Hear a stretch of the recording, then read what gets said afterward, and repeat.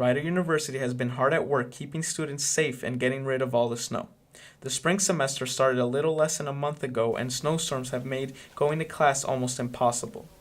Regardless, students have tried to stay positive about how all this snow has impacted their life. So I have to drive from Pennsylvania, so I guess the commute's been a little bit of a hassle, but once it's cleared up, it's been good. You know, having days off from school and all of that stuff. Plus, I love the snow. I think it's a beautiful time of year. So I would say, overall, it's been a positive effect on my life.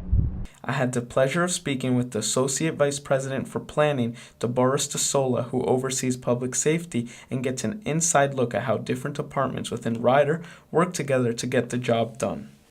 You know, they do a lot of patrols and walkthroughs, whether in the car or on foot. And so there are ears and eyes, too, in working closely with facilities who has to deal with all the snow and making sure our roadways and parking lots and sidewalks are clear. Rider University begins their preparation for the winter months way back in November, making sure all the head of departments know what to do in case of inclement weather. It starts with a memo that Director Weaver, Vicki Weaver, as Director of Public Safety, sends out every November. She and I work on it to the key people to remind them ahead of time that now the winter season's coming up. Remember, this is how we make our decisions.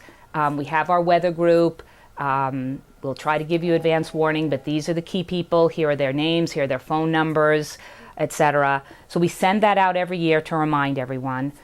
Snow days are the perfect time to sit back and relax. The problem is when inclement weather creates a mini vacation, and that's the case for many Rider students who have had 2 weeks of snow days and delayed openings. Students fear that they are falling behind on work and not working hard enough anymore. I think it's out of my own laziness because, I mean, I have more time to do stuff. So I don't necessarily think that the snow days are what's affecting it. It's my own psyche. Getting sort of back into the whole work schedule again as classes started to come around again. That was a little tough at the beginning after sleeping a lot. Public safety gets many phone calls with problems after a big storm. Some of the big issues are caused by the cold. Well, we do with dead batteries and sometimes frozen doors and locks. We do get requests for shovels. They've been doing a good job. I know sometimes we probably could have had class, but I think it's for the better that we didn't, or we had delays, because sometimes the sidewalks or roads have been bad, and especially for commuters, it's probably worse.